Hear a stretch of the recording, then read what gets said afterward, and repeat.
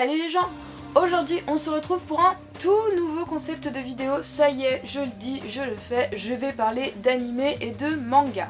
Alors pour ce nouveau concept de vidéo, alors j'ai cherché pendant très longtemps un titre. Je voulais vraiment trouver un truc un peu, je sais pas, un petit peu différent. Et je vais juste appeler ça Satsuki, tout simplement en référence au petit personnage, à la petite mascotte normalement de ma chaîne qui n'apparaît au final pas beaucoup. Donc voilà, donc ça s'appellera les Satsuki ou Satsuki's Time, je verrai encore, je pense que vous verrez au moment de la sortie de la vidéo. Donc mes vidéos sur les animés, mangas, etc. ne seront pas du tout écrites, c'est-à-dire que je vais pas écrire de texte à l'avance et tout. Je vais vraiment balancer des infos comme ça sur le tas. Il y aura probablement des spoilers sur certains trucs dont je vais parler, notamment aujourd'hui il y aura quelques spoilers, mais je pense que je vous le dirai quand même à l'avance. Parce qu'aujourd'hui on va parler de Danganronpa. Alors Danganronpa, donc c'est pas à l'origine un manga, c'est un jeu vidéo édité par Sunchloaf il me semble. Il y a à ce jour 3 jeux Danganronpa qui sont des visual novels et il y en a un 4ème en préparation. Donc Danganronpa, qu'est-ce que c'est? Donc ce sont 3 jeux, donc le 1, le 2 et le 3, vous allez avoir 3 petites images normalement. Donc Danganronpa Kibugamine Academy of Despair, of Zetsubo, voilà, donc le 1, Super Danganronpa 2 et Danganronpa Another Despair, Ultimate Despair Girl, quelque chose comme ça. Donc voilà, donc qu'est-ce que c'est Danganronpa? Donc le principe de ces jeux en fait en général c'est donc vous êtes un élève qui arrivait à la Hope's Peak Academy, donc l'académie de l'espoir. Vous avez été choisi, donc voilà, vous êtes un élève qui rentre dans cette académie qui est une académie très prestigieuse et où seuls les élites sont admis. Vous rentrez dans cette académie, donc vous êtes dans le premier jeu Nagito Komaeda et dans le deuxième jeu Hinata, je ne sais plus comment, mais Hajime Hinata il me semble. Donc voilà, vous arrivez dans cette académie, sauf que quand vous arrivez là-bas, vous tombez dans les pommes, vous vous réveillez, et là c'est pas du tout comme vous le croyez. Donc on va parler du premier jeu tout d'abord. Donc le premier jeu il a été adapté en animé avec Danganronpa The Animation qui est sorti en 2013 au Japon et que nous on a pu suivre normalement en simulcast il me semble. Moi je les ai suivis en même temps. Donc là on suit Naegi Makoto, donc un jeune lycéen qui arrive au lycée tout content d'avoir été choisi pour cette académie.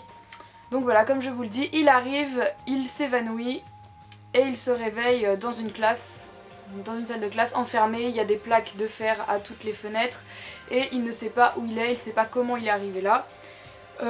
Donc il sort de la classe, il se dirige vers le gymnase où il rencontre 15 autres, parce qu'ils sont 16 je crois, 15 autres étudiants qui sont tous dans la même galère que lui, c'est-à-dire qu'ils se sont tous réveillés, ils ne savaient pas où ils étaient. Et voilà, et on se rend compte que c'est tous des ultimates, donc ce sont des élèves avec un talent particulier. Donc Naegi c'est l'ultimate chanceux, on ne sait pas pourquoi. On a l'ultimate sportif, l'ultimate délégué, l'ultimate successeur, l'ultimate otaku, l'ultimate... Enfin on a de tout, et Naegi se retrouve au milieu de ça avec tous ces élèves qui ne savent pas où ils sont.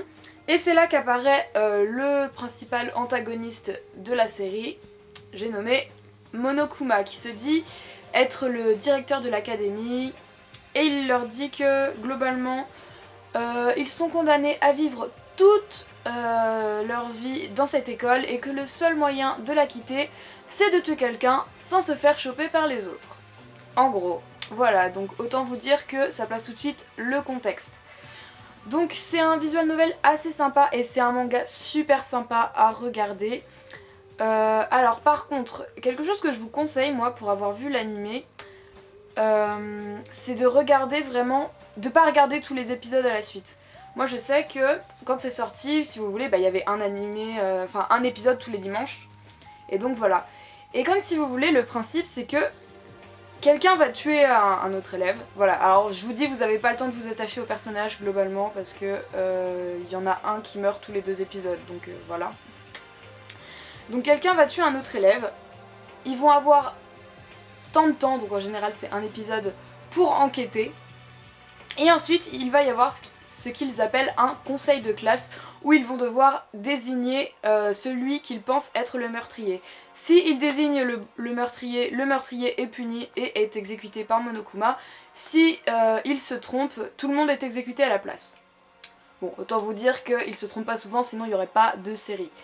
Mais et donc voilà.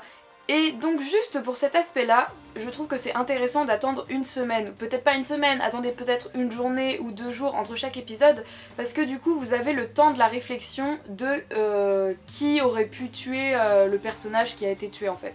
C'est ça que je trouvais intéressant dans ce manga quand il est sorti.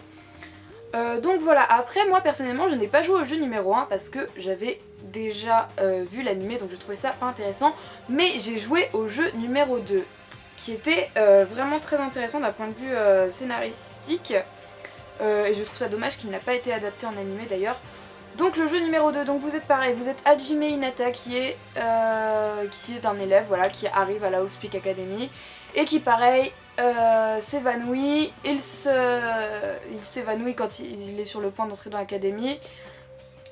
Il se réveille dans une salle de classe avec 16 élèves pareil, qui sont tous dans le même cas que lui, et ce sont tous des ultimates pareil. Et en fait la salle de classe et en fait nous rencontrons alors un autre antagoniste qui n'est pas Monokuma mais qui s'appelle Usami, donc j'ai pas de peluche d'elle malheureusement, je n'ai pas encore trouvé. Donc c'est un Limpa Rose Magical Girl en fait qui se dit être leur professeur principal et leur dit qu'il faut absolument tout oublier à propos de la Hobbs Academy et que à partir de maintenant ils sont en voyage scolaire. Voilà. Et à ce moment là la classe s'effondre et en fait ils se rendent compte qu'ils sont tous sur une île. Voilà, donc comme ça on pose le contexte. Du coup, à ce moment-là, votre personnage est à peu près le seul à paniquer. C'est-à-dire que tous les autres élèves au début ils paniquent un peu, ils se disent ah qu'est-ce que c'est que ce bazar et tout machin. Et après en fait ils s'en fichent, ils se disent ah c'est cool en fait on est en voyage scolaire sur une île paradisiaque, c'est cool. Et il n'y a que votre personnage qui se met à faire ah ouais mais non, on était censé être à l'académie et tout, donc voilà. Bref, donc pareil, au début vous découvrez l'île, tous les personnages, voilà, tout ça. Votre personnage retombe dans les vapes parce que c'est beaucoup trop pour lui. Il se fait réveiller par un protagoniste qui s'appelle Nagito Komaeda. Voilà, tout se passe bien au début, voilà, vous visitez l'île, machin. Et Monokuma arrive évidemment, il leur dit que ce n'est pas un voyage scolaire normal, c'est un voyage scolaire meurtrier. Donc vous devez, pareil, si vous voulez quitter l'île, tuer un de vos camarades de classe sans vous faire chauffer. Voilà. En gros c'est ça, et j'ai trouvé que le jeu numéro 2 était beaucoup plus évolué scénaristiquement parlant, et même au niveau des personnages, que la série numéro 1. Je vais bien dire la série parce que je n'ai pas joué au jeu numéro 1, donc ça se trouve c'était beaucoup plus poussé dans le jeu, mais voilà. Alors pourquoi je parle de Danganronpa aujourd'hui c'est parce que je vais pas vous parler de Ultimate Despair Girl, j'en reparle un peu après, je vais mettre de côté. Alors pourquoi j'en parle aujourd'hui? Parce que il y a non pas une saison 2 mais une saison 3 qui sort. Alors une saison 3, je vais vous l'expliquer pourquoi. Normalement vous allez avoir une frise chronologique qui va apparaître pour vous resituer un petit peu. Donc la saison 3, qu'est-ce que ce sera?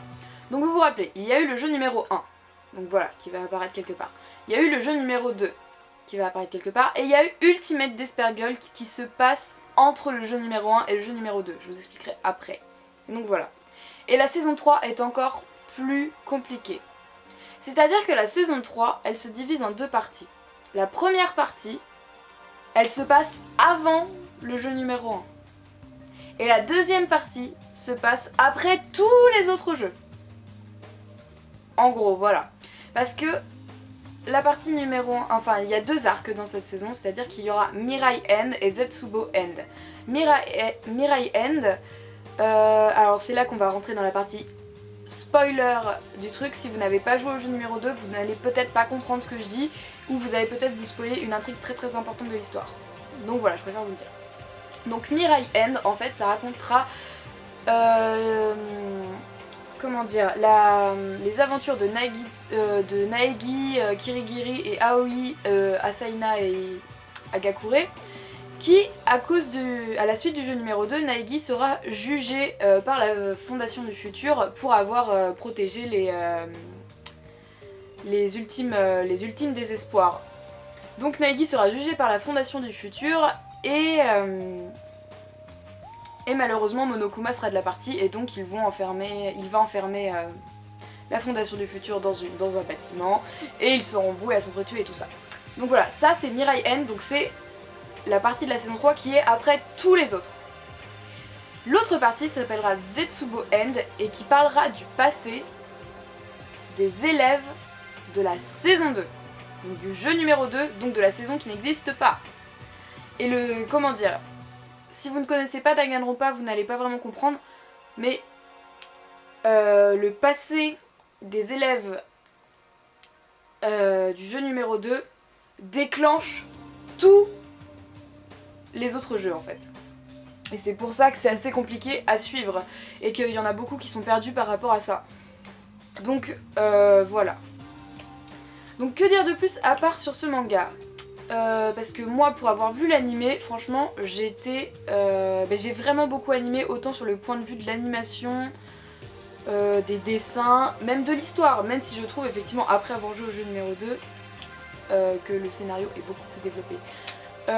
Alors vous avez le temps plus ou moins de vous adapter à certains personnages, de vous attacher à plusieurs personnages, mais faut vous dire que moi qui ai l'habitude de me faire tuer tous mes personnages préférés, du coup dans chaque manga que je regarde, j'essaie de plus m'attacher à des personnages. Mais là, il y a vraiment... vous arrivez à vous identifier à certains personnages, mais qui finalement meurent très vite, parce que... En fait c'est un peu ça l'enjeu du manga, c'est qu'à chaque épisode vous vous dites qui est le prochain qui va mourir. Parce qu'il faut bien vous dire qu'il y a celui qui meurt, enfin celui qui se fait tuer, et celui qui a tué qui va mourir aussi. Donc vous vous attendez faut vous attendre à une mort à chaque épisode quasiment, parce que... sauf à l'épisode 1 il me semble où il n'y a pas de mort. Mais à partir de l'épisode 2 vous avez le mort, le meurtrier, le mort, le meurtrier, le mort, le meurtrier. Et donc voilà, donc c'est pour ça qu'on n'a pas vraiment le temps de s'attacher aux personnages parce que ils finissent tous par mourir à un moment, donc bon, enfin tous, non pas tous, mais bon bref, je vais pas vous dire l'intrigue non plus. Mais donc voilà, et je trouve que c'est c'est super sympa à regarder en animé. Je sais qu'il y a eu une adaptation papier manga au Japon et qui n'arrivera sûrement jamais par chez nous. Il y a eu 2 adaptations il me semble, de ce que j'ai vu. L'adaptation qui parle du jeu numéro 1 et l'adaptation qui parle du jeu numéro 2 du point de vue de Nagito, donc du personnage qui selon moi est le plus intéressant et sans qui le jeu serait très très très fade selon moi. Donc voilà. Aujourd'hui je vous parle aussi de Danganronpa parce que j'ai acheté le jeu numéro 2 Danganronpa 2 que j'ai fini récemment et que j'avais pensé vous faire un playthrough dessus. Donc j'ai filmé quelques-uns de mes passages de jeu, j'ai filmé notamment tout le prologue, donc je pourrais éventuellement vous montrer ce que ça donne et vous me direz si ça vous plaît ou pas. En tout cas, voilà. Donc je vous ai dit, ça va être des vidéos un peu très fouillis les Satsuki, donc voilà, j'espère que ça vous a plu. Donc voilà, c'est Satsuki et ce premier épisode de Satsuki est terminé, j'espère que ça vous a plu, j'espère que j'ai pas été trop fouillis ou quoi que ce soit, de toute façon j'ai pas vraiment, je vous ai dit, j'ai pas du tout écrit, donc voilà, j'espère que ça vous a plu. Vous pouvez toujours laisser un commentaire, ça me fait très plaisir, vous pouvez vous abonner à ma page Facebook pour suivre toutes mes actualités. Et je vous dis à bientôt pour de nouvelles vidéos. Salut!